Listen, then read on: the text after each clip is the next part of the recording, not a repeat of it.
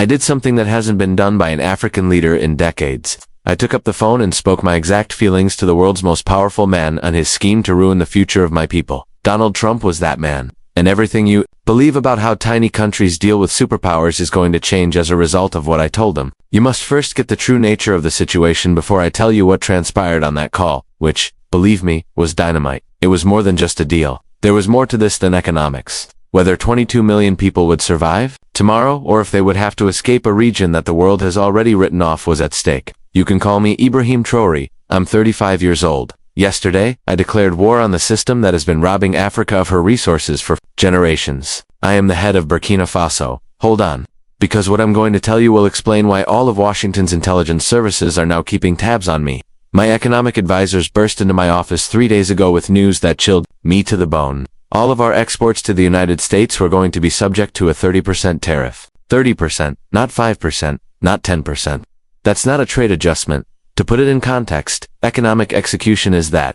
The fact that they didn't even have the decency to warn us beforehand, however, is what really got to me and what prompted me to pick up the phone and take a potentially fatal action. As if 22 million people weren't worth a phone call before you wrecked their economy. We learned about it the same way everyone else did, through rumors, leaked documents, and the whispers of diplomats who couldn't face us in the eye. I realized then that this had nothing to do with trade policy. This had to do with conveying a message. A reminder that Africa needs to understand its role. That we ought to be thankful for whatever leftovers are left over from their dinner. That we must always remember who is truly in charge. They were mistaken. About the phone conversation that has Washington talking, let me tell you something. Because diplomacy was not what transpired throughout those 23 minutes. It was a reckoning. I could hear Trump's voice as soon as it entered that secure line, the tone you use when speaking to someone you don't regard as equal. The casual, dismissive, the presumption that I had phoned to plead. He began discussing the economic interests of the United States, the need to defend American jobs, and the necessity of these tariffs for the country's future. I gave him time to finish. After that, I stated something that I promise hasn't been heard by an American president in decades. From an African leader, I said, "Mr. President, let me tell you about my economic interests." There was silence in the queue. I then explained to him the precise harm a 30% tariff would do to my people. The aspect that truly caught his interest, though, was when he realized he wasn't interacting with the typical African leader. I informed him about Sarah. Sarah is 23 years old. She is employed at an Ouagadougou textile mill. With the money she earns from sewing clothing that is transported to American retailers, she provides for her mother, her 2 younger brothers, and her own baby daughter. In addition to losing her job, Sarah loses everything when Trump's tariff takes effect. Her family doesn't eat. Her daughter no longer receives the necessary medication. Her brothers quit school in an attempt to find unobtainable employment. Sarah too, like millions of young Africans, Sarah begins to look north, toward Libya, the Mediterranean, and the boats that occasionally reach Europe but never do. In human terms, that is what a 30% tariff looks like. When you are on the losing side, that is what America first implies. After telling Trump all of this, I said something that caused him to go extremely silent. "Mr. President, you can ruin our textile industry today, but don't call me to ask why your migration crisis just got 10 times worse when 10 million young Africans begin to migrate toward your allies in Europe as their economies collapsed." I remarked, "What these people never seem to grasp is that when you destabilize African economies, you not only harm Africans but also cause issues that eventually find their way to your doorstep whether you want them to or not." However, it was when Trump asked me a question that caught me off guard that I realized this conversation would be the turning point in my life. "What do you want?" he asked. "Not how can we assist? Not how can we collaborate? What do you want, is all." Like this was a bargain, as if I had to negotiate for the existence of my people. At that point, I told him something that I don't believe any African leader has ever said to a president of the United States. "Mr. President," I said, "I don't want anything from you. Please stop stealing from us." I believed the call had dropped because of how long there was silence on that line. He then asked me to clarify my meaning. I then explained to him the true expense of doing business with the United States.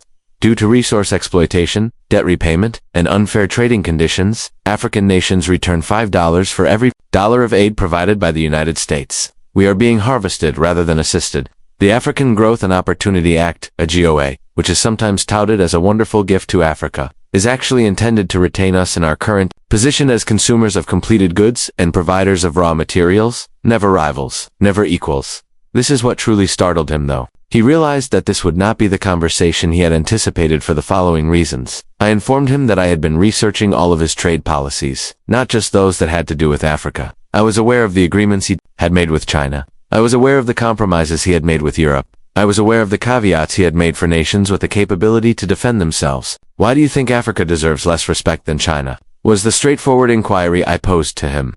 Do you want to know Trump's reaction to that? He didn't. He shifted the conversation, began discussing counterterrorism, security cooperation, and how America maintains stability in Africa. I told him something at that point that truly caught his interest. Mr. President, would you like to discuss security? I asked. I will demonstrate what true insecurity looks like. Here's what Washington doesn't get. Economic desperation poses a greater threat to Africa's security than terrorism. Young people don't simply vanish when they are unable to obtain employment. They join any group that assures them of a bright future. Occasionally, those are terrorist organizations. Criminal networks are sometimes to blame. Migration routes can occasionally lead to tragic outcomes. However, the root cause of all these issues is the same: an economy that is unable to support its citizens. Therefore, America is harming more than just our economy when it applies tariffs that eliminate jobs in Africa. They are fostering the very circumstances that give rise to the instability they say they are combating. Giving young Africans a reason to stay at home is the best thing Trump can do to combat terrorism in Africa, I told him. Assign them jobs, give them hope, give them a future for which they will strive. However, doing so necessitates viewing Africa as a partner rather than a charity case. In addition to extracting our resources, it necessitates upholding our right to create our own industries. Furthermore, it very certainly excludes enacting tariffs that might force millions of people into poverty. The discourse took an unexpected turn at that point. Trump began posing genuine questions about our industry, our economy, and what we truly needed to thrive. He didn't seem to be waiting for his turn to speak. For the first time in the conversation, he sounded like he was paying attention. I informed him about the families that have been cultivating cotton for many generations in our core regions, but they have never been permitted to process it themselves. You sell us the clothing after we export the raw cotton to America. I informed him that our gold mines, which are among the world's richest resources, are under the control of foreign corporations that steal the gold and leave us with nothing. I informed him that our youth, the most educated generation in our history, were compelled to leave their homeland for Europe due to a lack of possibilities. And I told him the truth: Africa doesn't need charity that nobody in Washington wants to hear. We require equity. We must have the freedom to improve our own resources. Trade agreements must be advantageous to both parties, not just one. We must be viewed as partners rather than as issues that need to be solved. At that point, Trump made a statement that caught me off guard. What would a fair deal look like? He said, for so long, African leaders have been instructed to accept the bargains that are handed to them and not demand more. So I wasn't prepared for that question. However, I've never led like that, and now was my opportunity to demonstrate it.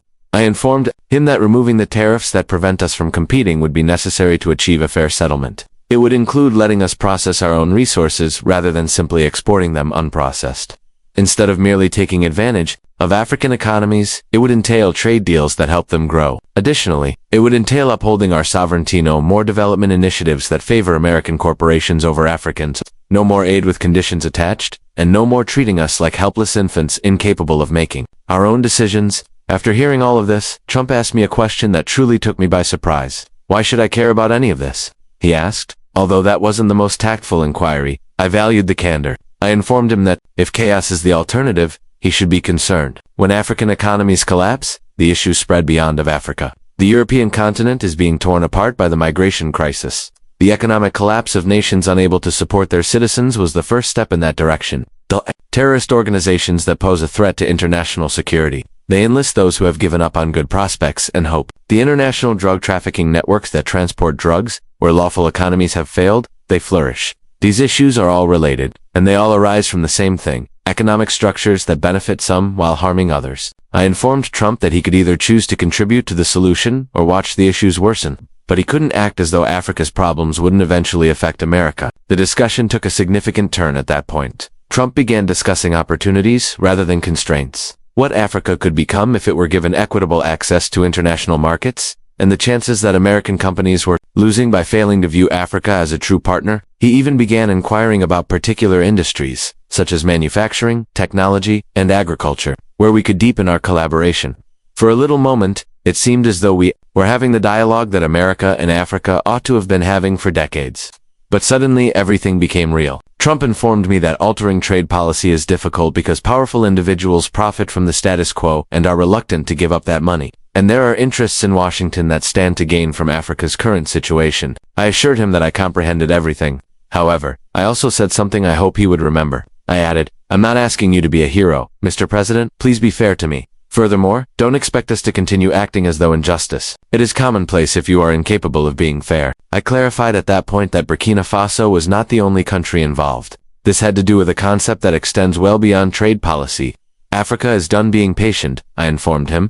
We have had enough of waiting for the world to recognize our worth. We've had enough of letting other people decide our destiny. For me and my nation at least, the days of African leaders nodding and grinning while their people suffered are past. I informed him that we would be happy to work with America as a partner. However, we have a problem if America wishes to rule us. Additionally, I made it clear that Burkina Faso is ready to look for alternative partners if needed. Partners that support our freedom to build our own economy on our own terms and treat us as equals. At that point, Trump asked me the question that truly demonstrated his beginning to grasp the true purpose of this discussion. What happens if we can't find a solution? He said. I was honest with him. We will survive if America continues with these tariffs. We'll get it through, but it won't be easy. We've made it through worse.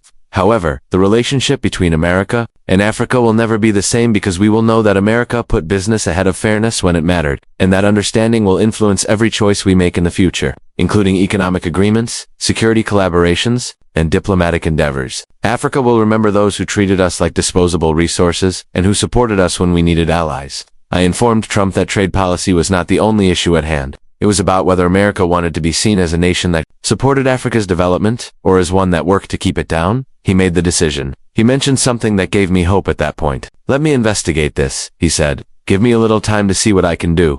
There was no guarantee. There was no commitment. However, that was more than I've received from the majority of American politicians. And it demonstrated that sometimes, authority does listen when you address them with strength rather than weakness. Here's what I want you to know though. Neither Trump nor tariffs were the main topics of this discussion. It was about Africa saying enough at last.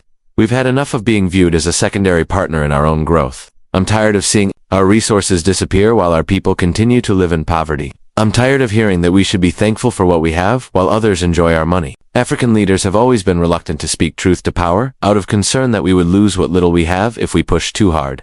However, respect has never been accorded to people who refuse to demand it, and fear has never produced anything valuable. I don't fear American might, although I appreciate it. I'm not scared of it because I believe America occasionally forgets that power without legitimacy is just force, and using force without permission inevitably backfires.